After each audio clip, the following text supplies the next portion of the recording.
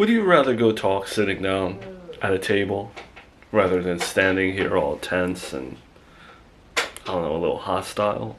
Why don't we just go sit down and have a drink? Nah. I appreciate the offer and your hospitality, but given the fact that our families really don't mesh, A, I shouldn't be here in the first place, and B, I don't really want to make this stay too long, so I think you can understand why I wouldn't want to sit down with you. But you do have the promised $1,000 that you offered for meeting you, right? Or was that just blowing smoke up my ass? 'Cause if that's the case, I'm out. Yes, and I'm a man of my word. I knew you had no reason to talk to me. I know you have no reason to come here today, but here you are, and I will give you the $1,000 when we're done talking. Does that work? Yeah, that works. Just hope you keep your end of the bargain. So I really don't want to waste my time here today. I got bigger things going on in my life, but yeah, that works. Also, you know your mother did not want you to speak to me, so I hope I'm not causing any problems in your family. I mean, if she finds out, I really don't want to deal with it. But at the end of the day, you offering me that cash, I mean, that's what I can give her as a rebuttal. Because who's going to turn down $1,000 just to talk to somebody? Most celebrities' cameos don't even cost that much. So, I'll just consider this a very expensive cameo today. But what are you calling me here for? Because I really can't see a need to talk to me. You know, someone in your position. Alright, well, are you familiar with what happened in our institute a couple Sundays ago? Yeah, of course I'm familiar. Everybody talks. It's the story of the town. You let a woman die giving birth in your institute, church, mega church, whatever you want to call it. Yeah, it's horrible to think about. I thought my situation was terrible. I feel bad for that baby. I would like to clarify that after speaking with my lawyers and some doctors, there probably wouldn't have been any way to prevent what had happened to her. So let's just get that straight in the conversation. You got raccoons or something rummaging in your attic, making that noise? Yeah, I hear what you're saying. Maybe you're right. Maybe there was no way to prevent what happened to her. Crazier things have happened in life. We'll never know now. Everyone's always going to debate it, and don't mean to offend you, but I'm in the camp where I think like something like that, given everything that my ex-wife has been through pregnancy-wise, I think it probably would have just been better for her to be in a hospital in general, even if they could have prolonged her life in some fashion, rather than the floor of a dirty megachurch. You know what I mean? That's just the way I see it. Any paramedic on site, it's crazy to me that there was not one doctor, not one paramedic, no one that could help her that day. It's terrible. You need to get more paramedics in your crowd. Well, that's the beauty about life and being an adult. You get to decide what you want to think and feel. I go by facts and what the experts say. Why I called you here today, though, and why I'm going to give you $1,000 for talking to me, just humoring me, is because I'm in a pickle here. Although my church seems to be pretty understanding of my situation, I still want to do right by the baby who now does not have a mom and came to life in my institute. And we're trying to find a home for her. Alright. It's nice and refreshing to hear that someone wants to help a baby in need. Because someone like me, who has dealt with ACS a lot and spoken to people in family court, I know how many kids need homes out there. And what that system is like. Foster care system sucks. But what does this have to do with me? Glad you're helping, but how does that tie me into this? Well, not to be insensitive, but I know you've just gone through a loss, and some parents in your situation may want to give back in a way, may want to take in kids who are in need, let's put it that way. So I was wondering, maybe you would open your heart to this baby. Maybe you'd like to take her in. I'm just throwing out the offer here. Okay, that's a first. Being offered an orphan baby. Wait, hold up. I think I see it now. You're not trying to give back. You just want your image to look good. But did you just offer me $1,000 pretty much to take the baby? Is that what the $1,000 is for? Because just a meeting, I can't see someone give it, no matter how wealthy they are. You know what I mean? No, the $1,000 was to get you to talk to me, because I know no one has an interest in doing that lately. I wouldn't pay you to take a baby, although I could, if that's what you'd like, for a reasonable amount. All right. Really wasn't in the market to adopt a kid, but you're a wealthy dude. How much would you offer me? Well, what do you consider to be a reasonable amount? I'm going through my own thing right now, grief-wise. I don't make a lot of money as a starting out tattoo artist. I pierce people and that's it right now. Sure, I make a decent living. To take care of a baby that I don't even know, and then the legality of that, and then having to deal with probably people coming to my house to make sure I'm suitable to take care of the baby, this and that, and then dealing with the family and the notoriety of this case. 100,000?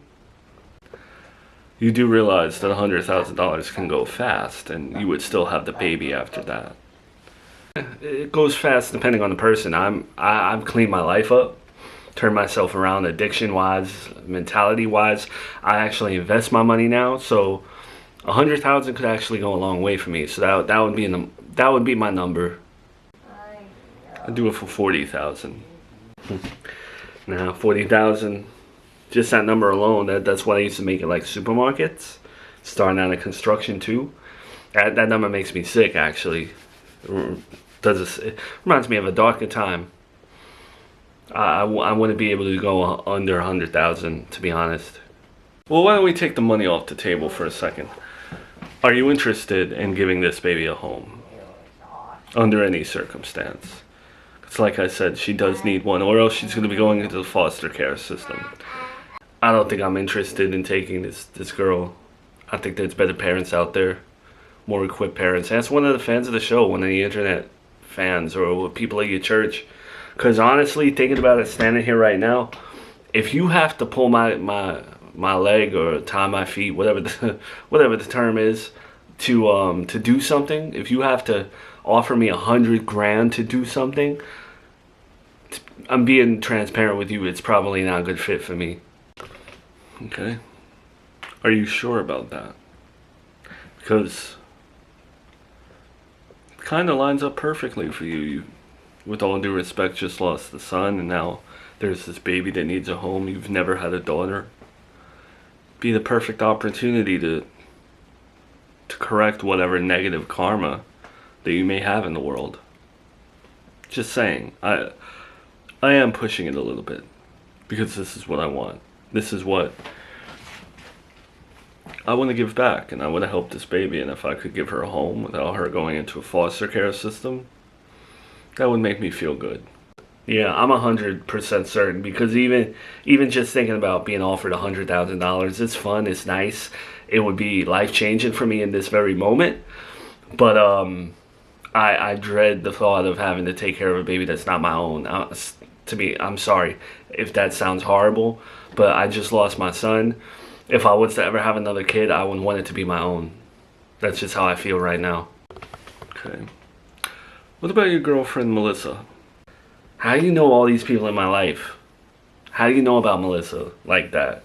For her to be on the tip of your tongue like a backup. Everyone knows about Melissa. It's a very small town, and she's very loud. Alright, well, Melissa, she's on her way to being a stable-minded person, but she can't even take care of a bird right now. So I wouldn't trust that. If you want your image to look good in front of your church and all that, bro, you give that baby to my girlfriend and it's gonna be more tragedy. You don't think it's worth me having a meeting with her? Is that what you're saying? Nah, not one bit. I wouldn't waste your time. $100,000, you could probably find a decent-minded person to take care of that baby. Again, offer it to someone who needs that money, who's a good parent, who has the home, the space, the extra bedroom. That's... If you can contact Miranda, see if Miranda would take the baby. Alright, well, I'm just letting you know, if you say no today, this baby's going to go into the foster care system, deal with ACS, may jump from home to home. I'm not trying to guilt you, but you were kind of my last resort. And I don't know. Thought you would have stepped up to the plate. I'm aware that that's why I said, if you can hunt Miranda down or ask Nanny Agatha or something, do that. But I know myself. And in the moment, I pass judgment on my girlfriend, but I barely can take care of myself right now. My mental health and my hygiene. I'm not equipped to take care of an orphan baby who lost her parents. I can't. I guess that's very self-aware and selfless of you. Let me go write you a check. Free money, huh?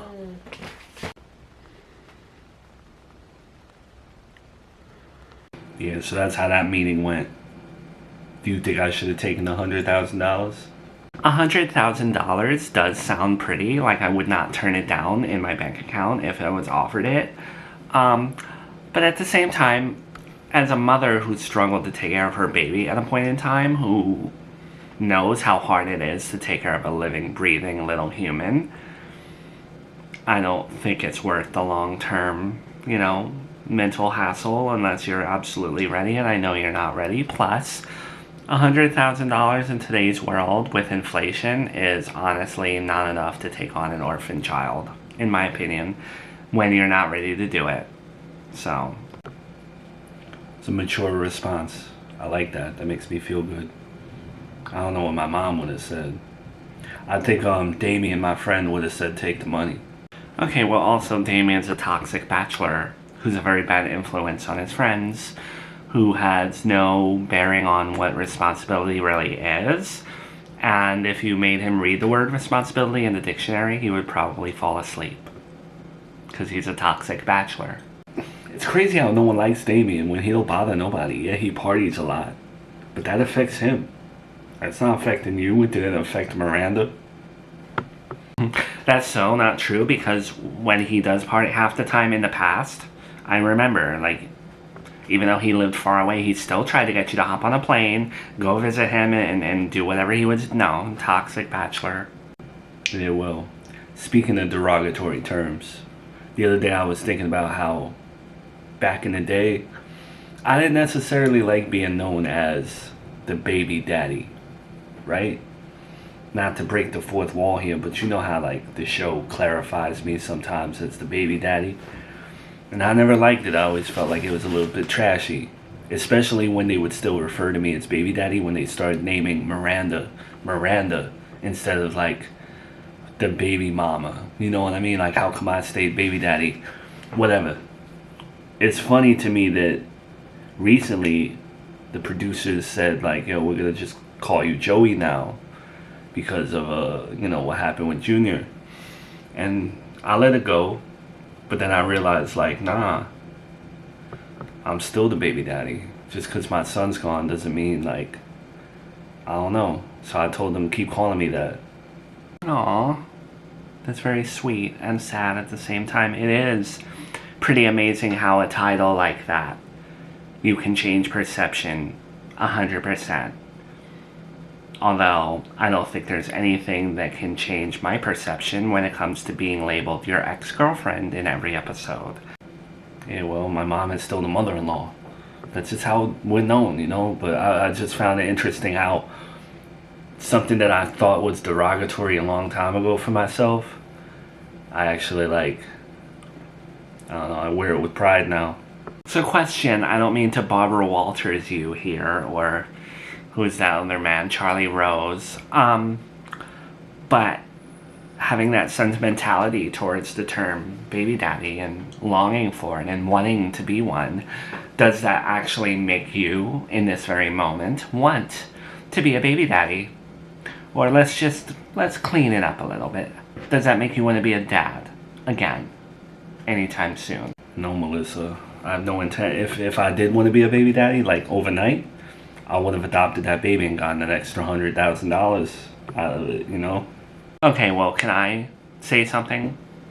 Yeah. What?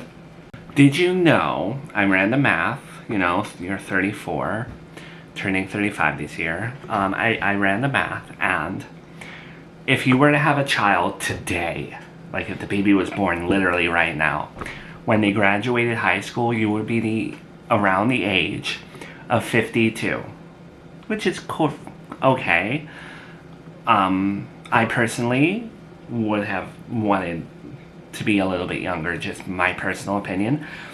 All I'm saying is, like, okay, it's 52 today, but if you wait like a year, you're gonna be 53 when your kid graduates high school. Again, I don't mean to be insensitive to junior and all that. But again, if you wait 3 years, you're gonna be like mid-50s. So it's just something to take into consideration. First of all, that's messed up to do when you say things like that, because there are people who genuinely waited till later in life to have children. So when you say something like, oh, you're gonna be this age when blah blah blah. No, I'm not trying to do that. I'm not trying to be ageist. I think 53 is still young and spry. Like, you can still play baseball, you can still be intimate, you can still run a marathon. There's so many things that literally, like, 53 is young. I'm just saying, the longer you wait, I'm bringing awareness to the fact that, like, hypothetically you waited 10 years, which my eggs would probably be gone. That's just how I feel. You waited 10 years, you would be 60-something years old when your kid graduates high school. I'm just bringing awareness to you because I know you said you did good in English in school, and math isn't your thing. So you may not be, like, constantly thinking about, like, oh, I'll be this old when you don't live your life like that. I get it. I'm aware, Melissa. Every day I think about my own mortality.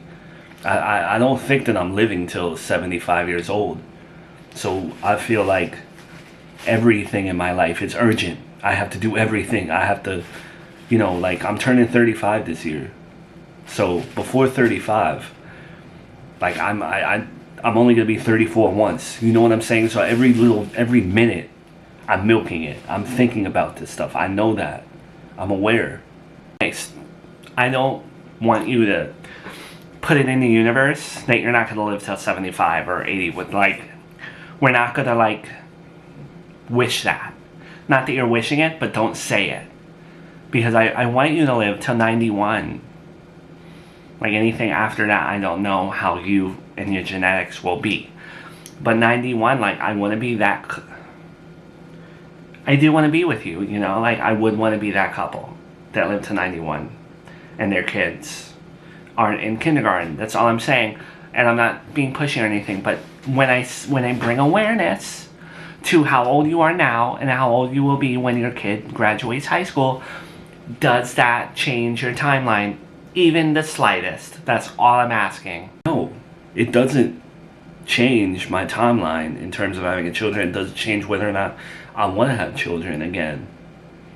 To be honest, my goal every day when I wake up, when I lift my head from the pillow and open my eyes and whatever, is to just be happy. All day, I'm struggling to, like, not be depressed and not be, like, flatlined in my mood. I hate that feeling. I'm always trying to, like, stimulate my mind positively without veering into the old addictions. That's my goal.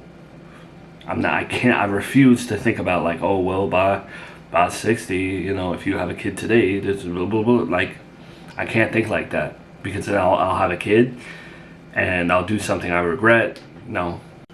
Okay. That is, like, the only question that I had. That's all. Nothing more to it than that. Interesting. I think that you bring it up because you think about it, and I understand why, because a woman has a biological clock and stuff like that. No matter how much advances are in today's world, I get why you would be scared with your previous conditions too, PCOS, all of that. I get it. But by all means, Melissa, that's your sign to not wait for me. You know? I have no shame in it. I am thinking about my biological clock. I try to be positive. I try to have the abundant mentality, but there's only so much of that I can trick myself into feeling. So yeah, I think of it, and it's just not fair that the one who really wants to have a baby and have a family has the clock and the eggs. It's just not right. When you don't even want children right now, and I get it, but you have nothing limiting you but age in your brain. Me, like, I have an hourglass, and it's just not fair. And it's not fair that, like, I can't vent that without coming off as clingy or old school or whatever. I'm sorry, life's not fair like that. Hey, if you really want a baby right now, you know where to find one. But I know you want a baby with me, or you want that happily ever after. So I don't know. I don't know what to tell you. I just know that I could be 85 years old with my kid graduating high school, and if that feels right for me, that feels right for me.